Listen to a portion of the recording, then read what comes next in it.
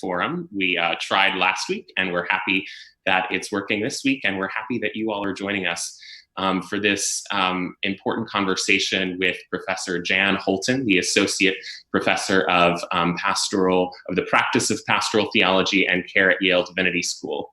At Duke Divinity School. She was at Yale Divinity School for 9 years when I knew her before and was her student, actually, and it is really great to welcome her here today.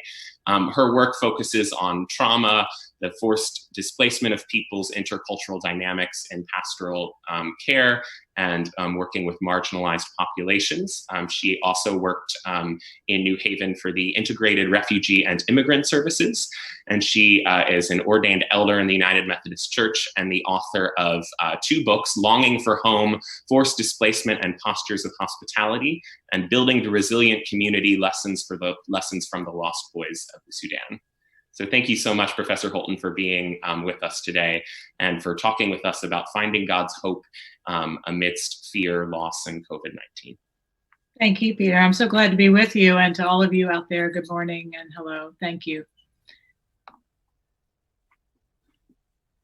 Yeah, so I'm just going to go ahead and jump in with a few things I told Peter that I wanted to start with. I find it these past weeks to be somewhat startling for me. I've spent 20 years learning from communities in crisis about how faith serves as a resource of resilience. And usually those are for persons who are facing conflict of some kind and are displaced, who are away from their homes and who are crowded together in places where they are unsafe. And I find it to be a little unbelievable, actually, that I'm looking at our own community here and facing some of the same questions about what it is from our own faith that we can use as a resource of resilience. And yet the context is so completely flipped, in which we are implaced and isolated from others. But I think that what I have learned and that the answers we come to are very similar. The first thing is to remember that resilience, which maybe some people resist that term and feel it's a bit overused now, but to remember that resilience is not measured in the absence of distress, struggle, and despair. It rather rises out of the midst of it by struggling well using the resources that we have. And so that's why this morning I wanted to talk just a little bit about thinking about how we navigate through this time a little bit differently. I've been pulling and tugging at this idea of spiritual and emotional wayfinding. How many times have we heard in these past weeks, this is uncharted territory. We think about charting a course, conquering whatever's ahead, using GPS to find our way. But we are in a place where those resources, we can't find our way in that manner. So we have to sort of recalibrate how we think about moving through this time. It's so filled with chaos.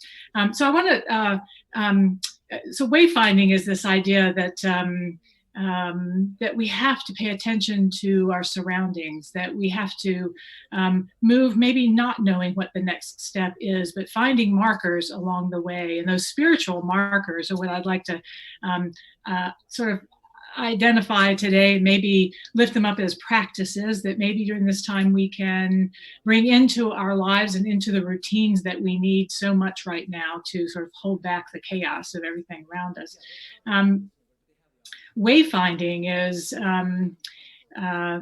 it's very much against our nature, really. We are so used to moving through the time of our day and our careers and our lives, having things planned ahead.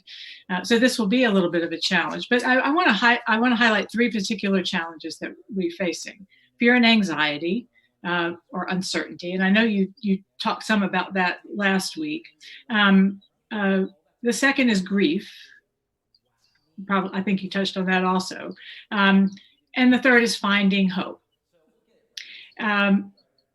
in each of these, I'd like to just highlight some practices that, would like for folks to draw on. So fear and anxiety.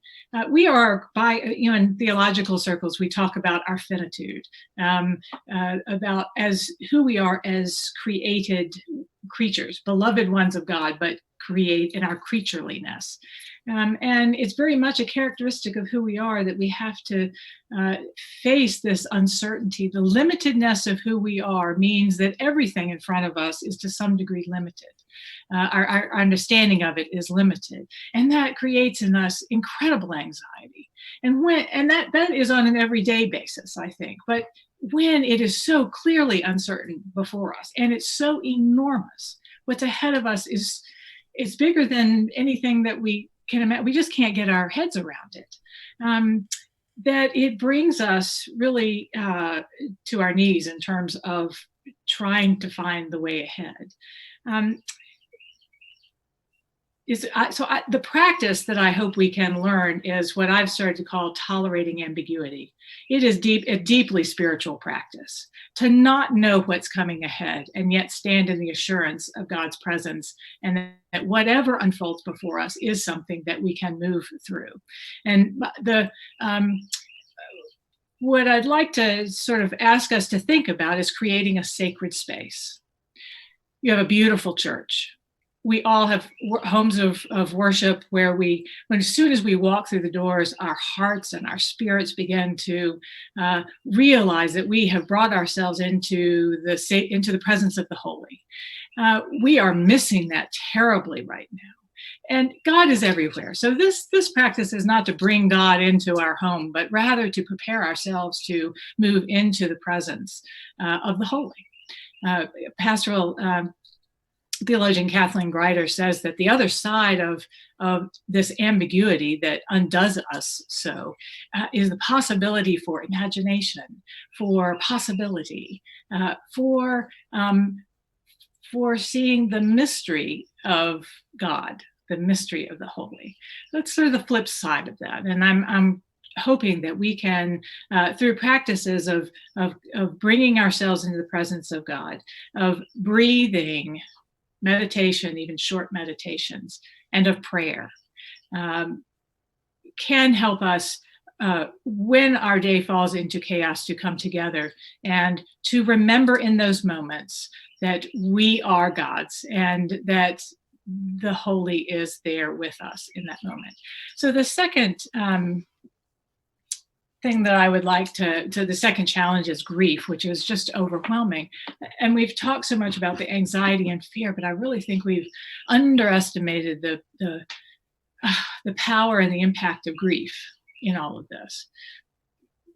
Certainly we face grief from loss of loved ones, and those are ongoing. I know you've had a very significant one in your congregation recently that impacts everyone.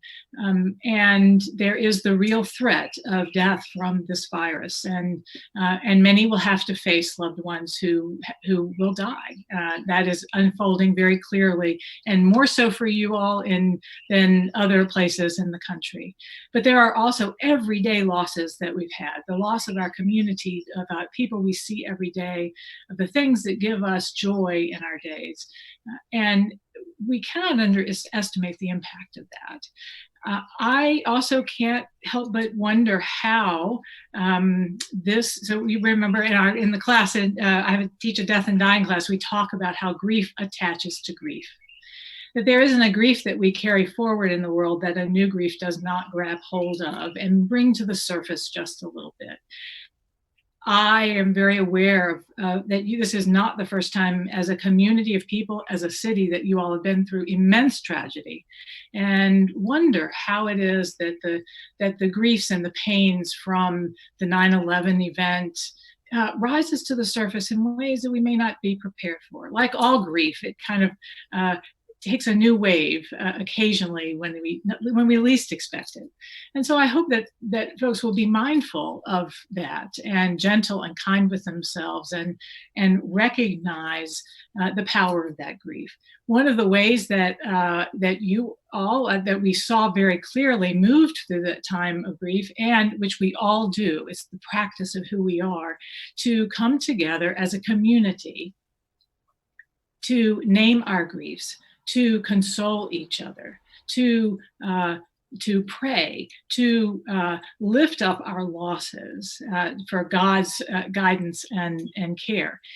So I want to encourage. We're not able to gather together as a community of faith the way that we used to.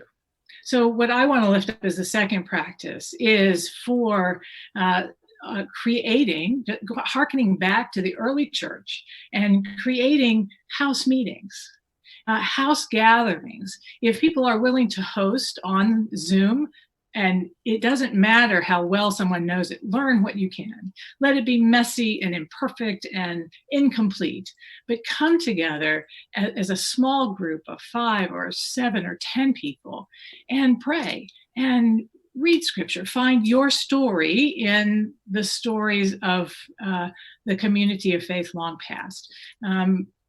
These are ways that we can see the faces of those that we gather with every week. It's going to take some ingenuity, and it's going to make us a little nervous to move into it. But I think it's worth trying. So I hope that folks will do that. And please remember those who may not be part of groups of friends. Every community have those that are quiet and sit on the sidelines. Someone may not have Zoom and be able to join, but you can put them on speakerphone and let them hear familiar voices. This is the time when we have to think. These things don't fall in our laps. We really have to work to make these things work. So I want to move on to the third, which is finding hope, and that's what we're all looking for so very much. I often talk about hope as being, and you might remember this phrase of future stories. The idea that we have to reach into the future to be able to imagine what's ahead of us in order to be hopeful and to find what our hopes are. And there are those hopes of the everyday hopes, but there is an even greater one which sits on a far horizon, and it is the horizon of God's presence and God's love. This is a time when we don't know what the future holds. It seems certainly there is one, but we don't know what it will look like. And to grab onto that is very hard. And some people will have more difficulty than others with that. I want to offer the idea that when we have trouble envisioning, seeing on that horizon what that hope is, to remember that when we can't see what is ahead of us, God will reach across that horizon and pull us over that gap. That's the assurance that we hold on to. In the meanwhile, one of the ways that, while this is a paradox, and I've really not thought about it quite this way before, but when we can't see the horizon, sometimes this paradoxical way that we find it is by being the horizon for someone else, even in small ways. This is the time when we have to practice, I framed it as extraordinary kindness, which means kindness that isn't just when we stumble upon it, but kindness that we make and we create. And we have to be creative about it now. It is generosity of self. And that means patience and generosity with people that are within the 4 walls that we are living, and also generosity with those well outside of it who are struggling, as we have the means to reach out and make a difference with whatever, financially or emotionally through phone calls. Every day we should be actively doing something beyond our walls, reaching out in some way. And the third of these is deep gratitude. Deep gratitude for what we have, wherever we are, for that moment. That these are ways of, and these are all practices of love, really, which is what encases our hope. So I want to leave time for questions and answers and conversation, but I want to close with one thing. And this is the message I want everyone to hear, that this is an enormous event. And it sometimes can leave us short, our heart beating and difficulty finding our breath to think about how big this is. And it's overwhelming. But it is not bigger than God. It is not. And we remember that in this very season that we're in. We have made this journey before. We have stood in the presence of that uncertainty, February 26th. Remember that you are ashes and right? You are dust, and to dust you shall return. We've stood there and recognized this is who I am, my limited, my mortal self. Right? We have been through this wilderness time of Lent. We are in the midst of it. Right? We know the tragedy of Good Friday, the grief and the tragedy of Good Friday, this long grief and waiting of Holy Saturday. And that we must go through all of these before we awaken to the hope of the risen Christ. That is hope and love, right? That is the story. There is these times are the very reason that every year the church moves through these rituals to remind us that we don't have to look for God in our story, that we can find our story in God's story. And that is what we are moving through right now. This is how we find hope and meaning, even in the midst of terrible tragedy. It does not mean that it will not be more difficult than we can imagine, but it does mean there's a tomorrow. And it does mean that God is still God, that God is bigger than all of this. This is why we are Easter people. Okay, let me stop. I could go on and on. Well, thank you so much, Professor Holton. And I encourage those of you who are watching at home to post your questions in the chat. We are getting some questions in. This one was sent in ahead of time. Someone wonders about how we remain forgiving and kind towards others when their behaviors can impact our health. So walking around the streets, we know that if someone coughs or sneezes, they might infect us. And this person says that makes it easy for anger and resentment to come about towards other people. I've heard a lot of folks say recently, physical distancing does not have to mean social distancing, and how you talked about this, the tension of just in this moment when we can't gather together in community, how do we maintain those bonds with others? And I'm wondering, and this person is wondering, what do you think about kind of the anger and resentment that can come up with all of these health recommendations and restrictions? Well, I would say a couple of things. One is that some of that anger and frustration comes from our own anxieties in the situation, right? That's just the truth of, and rightly so, right? I mean, that anxiety comes from wanting to protect our health and our loved ones, right? We have to, and it's easy when that happens to close off all the other factors involved. I wrote down two things. One is, three, the limitation of others. It's a hard thing to live with the limitations of others' ability to understand and be generous themselves. And accountability. There's every reason that people should be, and we should hold other people accountable to this ethic,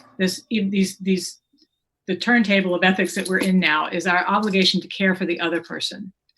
But none of that overrides our own need to be generous, to understand that other people have limitations and may not be able to act in the same way, to comprehend in the same way, or even to to honor us in the way that we'd like to be honored. These are not hard and fast rules. What I do say about forgiveness is that it's a practice and that it's not something that happens in one moment. It's over and over and over and over again. And in that sacred space that I suggest, maybe in a time like this is the time to put those, the anger and the resentments of other people, to practice giving those away, practice handing those over to God. And all we can do is be vigilant and control what we do. We can't control what other people do. Some of the anger and resentment folks feel these days surrounds political figures and sort of the idea that our governments haven't done enough to protect us. Do you have any thoughts about those kind of larger resentments and fears? I do.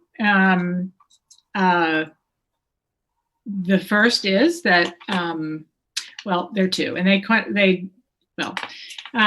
yes, we choose our leaders in this country, and now is a time when we need to pay attention to those things that are working and are not, and there will be a time when we can make changes that are necessary. So to remember that is an act of not of agency, right? We are not helpless in this. Now that, unfortunately, the results of that come later, the next time something terrible happens.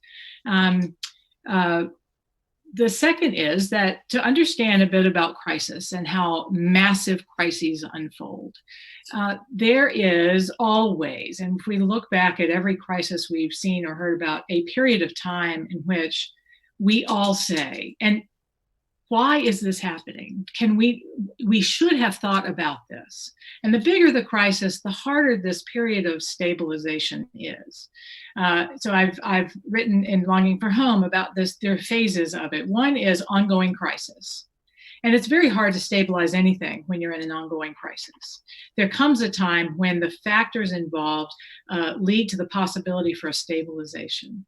And then there's another phase after that, which is sort of a new normal, right? And something will happen at that phase in terms of how people deal with the after effects. But we are right now currently in the middle of a crisis. And I would suggest that there is no way that enough could be done. So while there are legitimate concerns and criticisms, abundant criticisms, I might add, that are justified, I think it's also, we need to recognize that the nature and the magnitude of this ongoing crisis it cannot be stabilized and resolved until many things happen. And we may not be at that point yet. Well, I encourage you, those of you who are watching at home, to write a question into the chat. You can also email one to me, and I will get those questions in both ways.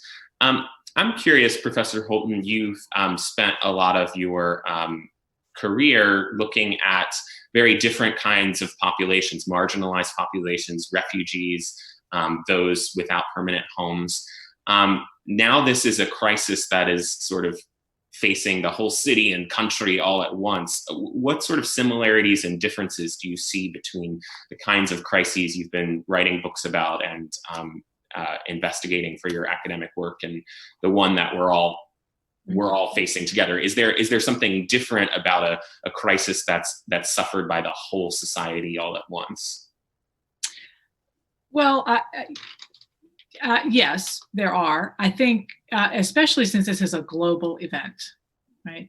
That sets it outside of really a simultaneous global event, makes it extraordinary in that way. But I think there are many, many similarities. And my reason for doing this research is to learn. I know we often say, let's teach other countries who have less means, let's teach them what we know about how to live in conflict. The truth is that people who have been facing crisis for 50 years or 60 years know an awful lot about what it is to live and move through that, and we can learn from them. So that's largely been my question. I should say that I have spent most of my time working with Christian communities, so to understand in particular how the Christian faith unfolds for them.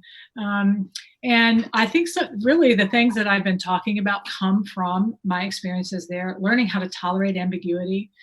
When your whole life is ripped from you, uncertainty becomes so it's in your face every day, right? You have to navigate this uncertainty, and not just in terms of where someone lives or how to get out of to a safe place, but then new language, new culture, everything. So this idea of increasing our tolerance for that uncertainty comes from that. I have a whole list of things, I think, of how we find meaning, but one in particular I think that we can take is building faith narratives. And that's the question of the story, and communities shape these. Your community as a church will be one. Is the story of who God is, who we are as God's people moving through this crisis. It helps shape how we face crisis. And it's unique really to every community. Great. Thank you. So I've been told we have some trouble with the chat on YouTube. So if you do want to send me if you want me to send me a question, you can do that to pthompson, PTHOMPSON @stbarts.org. And I am getting those emails, so please do email if you'd like. Curious also, Professor Holton, about the marginalized populations that are probably disproportionately impacted by the crisis. There was a picture of, well, we all have almost the equivalent of the shelter in place order here in the city. There was a picture of folks getting on the subway in the South Bronx and how busy those subway platforms were, because pretty much everyone getting on those trains is going to something essential. And I think the comment was social distancing is a luxury. There's also many people were able to kind of escape the city and get away from the virus. There was a celebrity who was Instagramming about his yacht. How does this crisis interact with those kind of, with the marginalization that is part of how we operate as a society? Even the folks that have lost their jobs, it's been disproportionately those already disadvantaged. Yeah, thank you for asking that question. That is part of when I think about the magnitude of this event, is not that it is in every country or that it is the illness itself, but this disproportionate impact it will have. You're right. It is a privilege. It's a privilege to be. I heard someone say not long ago, "Oh, I'm stuck in the house." Being stuck in the house. Well, maybe we need to realize we are safely in a home, and what a privilege that is for those who can't social distance, who have no shelter. For any number of reasons, as we know, those who will soon not have shelter. Because they have no work. This is why it's the piece of hope that I was talking about, requires us who do have resources to go to extraordinary lengths to share love with, and I use that word love because that's the frame of this gospel message, the frame of God's love and redemption in the world, that we need to be that for other people now. How do we do it?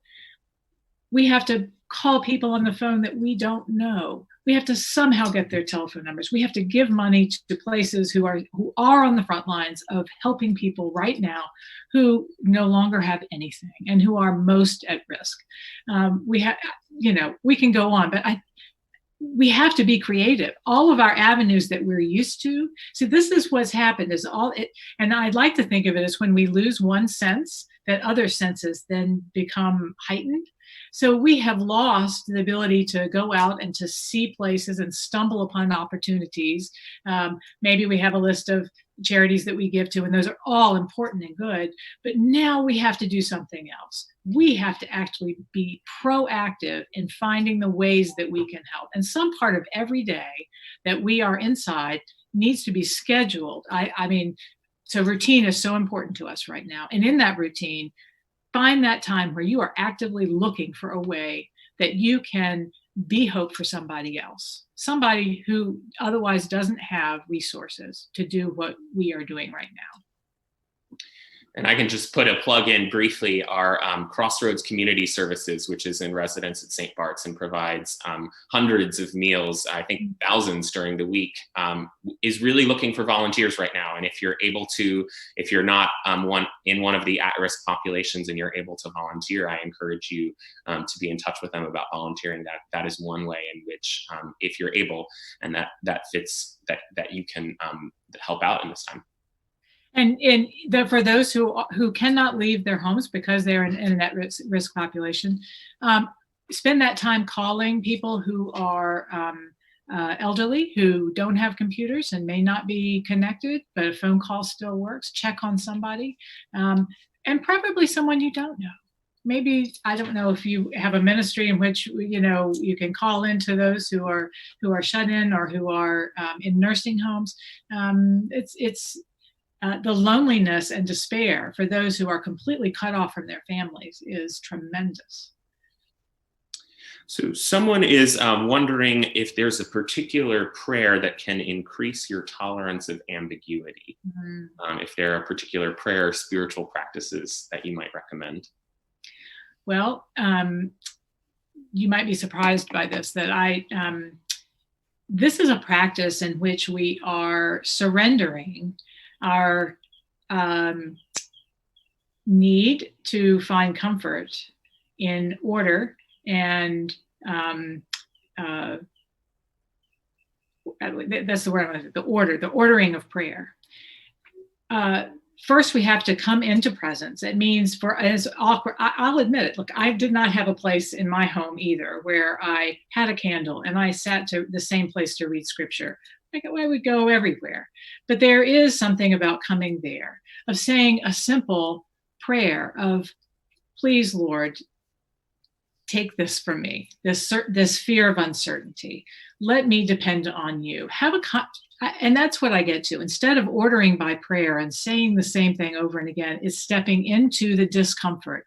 Recognize in yourself what makes you most uncomfortable, what that uncertainty undoes in you. And it's going to be different for all of us.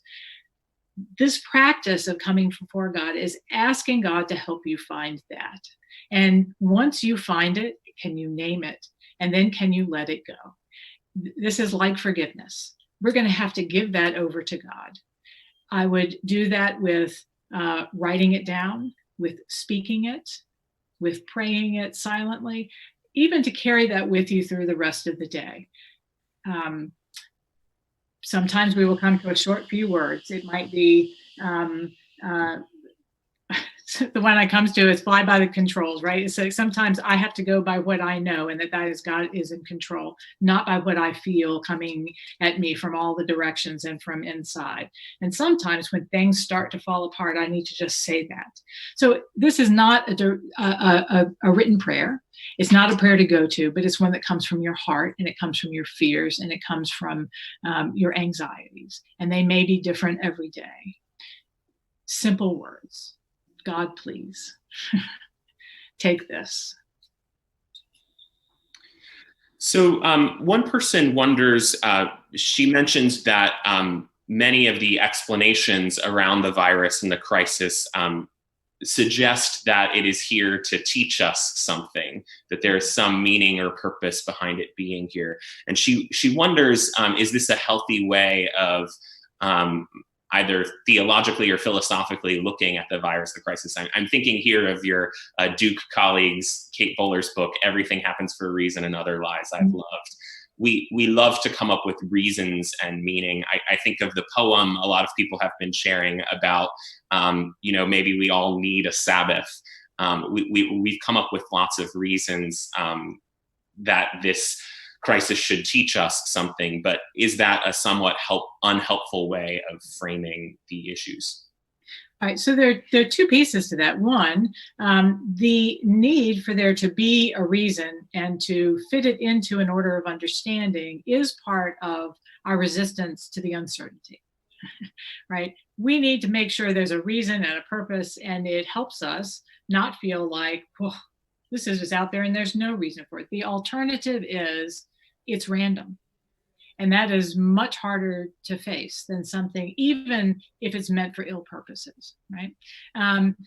But this is what I would say. I do not believe that God is in the act of sprinkling crises on us so that we can rise to some occasion. That's not my theology.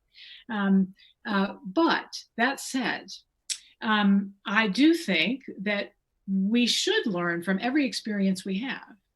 We should. If we are creatures who grow by our encounters through life, then everything that happens should be, we should be open to learning what we can from that. I have a friend who just lost their spouse not long ago, and she said, well, grief has been hard today, and I just need to learn from it what I can. And that is different than saying it's come to teach me something. It's saying, let me learn from what I'm living through. Now, meaning and purpose, it's so important, and I'm glad that this person asked the question. I believe that meaning, we make meaning. We make the meaning out of something. We find our own purpose out of what's unfolding in our life. There is not one meaning that everyone should understand about why this is happening. We find meaning by finding our story in the larger frame of God's story. Right? Who am I in this story? In God's story? And what is my action, or what am I called to out of this story? That changes what meaning making is and what purpose is. It's not given already to everyone. We have to work at it, and we have to make it, and we have to ask the question. Someone wonders how could you help kids and adolescents dealing with the fear and uncertainty of this time? Yeah, that's a great question. Like with grief, it's important to know that that kids of all ages, no matter how small, feel the anxiety and the grief and all of the feelings that are going on around them, even if it's not explicitly stated. And oftentimes in grief, we want to protect children or protect youngsters. And we overlook sometimes that they are feeling these anxious feelings, often because we are anxious ourselves. So the first thing is to recognize that they are experiencing, and I think most people do, but recognizing they are experiencing their own anxieties and grief. As with most things, explaining and being as honest as one can at the age appropriate level with what's happening. And that will be more for someone who, of course, is 16 than someone who is, 6. Being mindful of that. But it means confronting difficulty and saying, yes, it is uncomfortable to not know what's going to happen. We learn how to cope with this uncertainty, these skills of tolerating ambiguity. It is a spiritual practice, but it also includes our own coping skills. We learn those from the people around us, particularly our parents. So learning how to cope with uncertainty. And maybe there is the idea of sacred space. It's not for individuals, that's for whole families. For time to come together to remember that when we are uncertain and we are unsure, that God is bigger than the story that we are seeing before us now. So there are lots of pieces. I would stop there. Okay. I encourage folks, we still have a few minutes. Please do send your questions in. There's the chat is working, at least for some folks on YouTube. If you're on Facebook, you can use the chat feature, and you can also send it to my email address, pthompson, THOMPSON @stbarts.org. We have one question from someone. She mentions that she is in good health. She's quarantined. She does know, of course, though, that she's at an older age and that in a blink of an eye, she could become sick and die. But she worries about her children and young families who are home and deeply worried, but they don't have time to do anything because they're still working. Kids are doing school online, and there's not a lot of time for contemplation. And many folks have more time now that they're stuck at home, but some folks are are working as hard as ever, and they're facing this fear and anxiety while trying to keep everything else up and juggling. Do you have any thoughts on those folks? Well, that is it's a real problem. And I'll tell you a particular challenge to that. We all know, or I assume, okay, maybe I'm confessing just for myself, but I think it is for everyone that the situations that we're in and just the stress and the disruption to our lives, we're not thinking at the same level, right? We have to work harder to accomplish the same thing.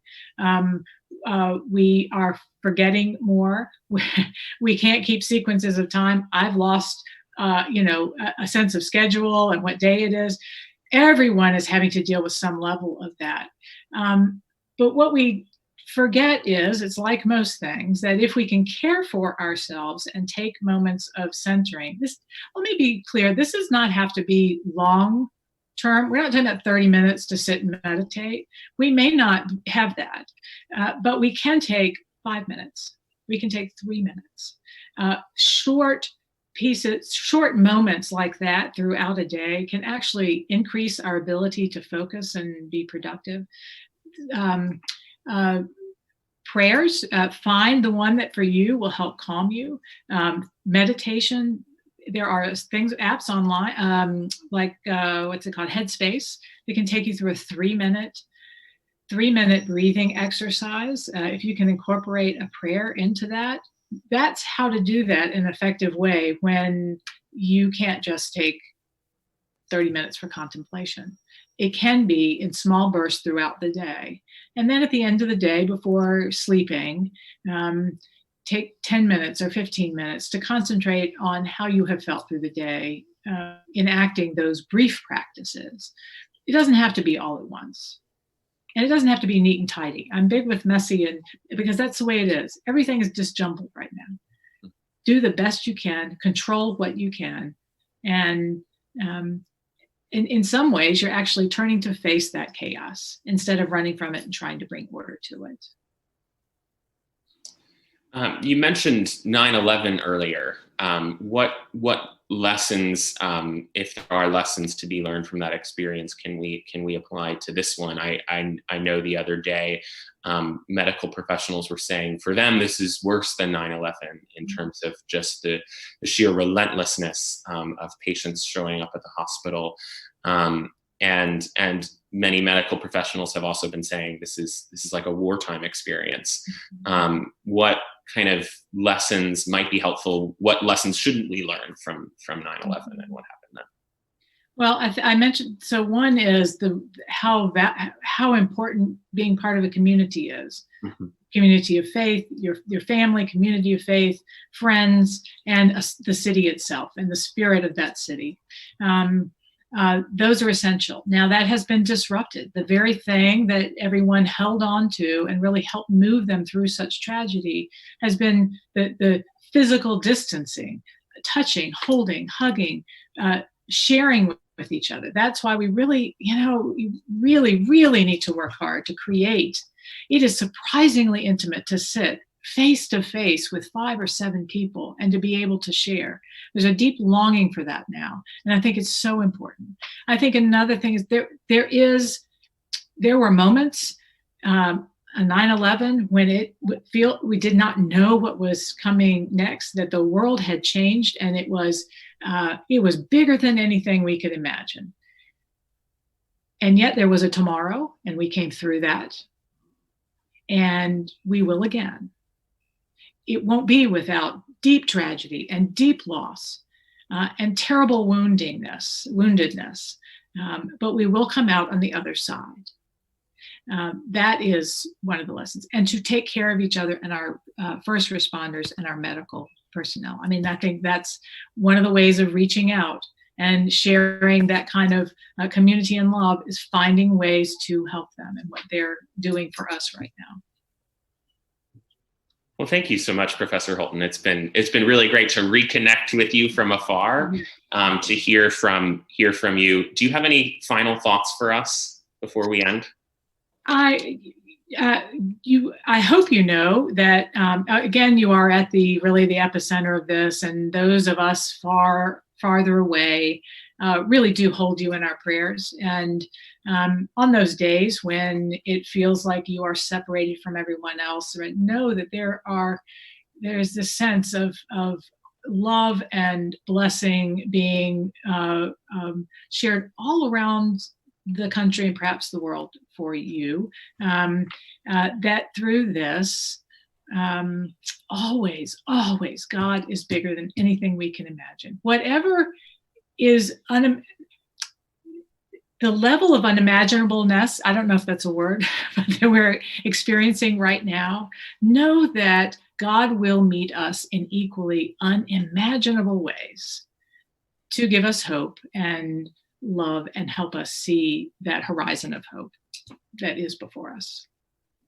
Well, thank you. Thank you. It's been a real privilege and treat in these really tough times to have you with us this morning. And I know that sentiment is shared by those watching out there. I want to put in a little bit of a plug in the chat. I know our leaders of Centering Prayer have mentioned that we offer a Centering Prayer practice 3 times a week via Zoom. I was on it twice this past week, and that is one way to create a sort of sacred time for yourself and be in community.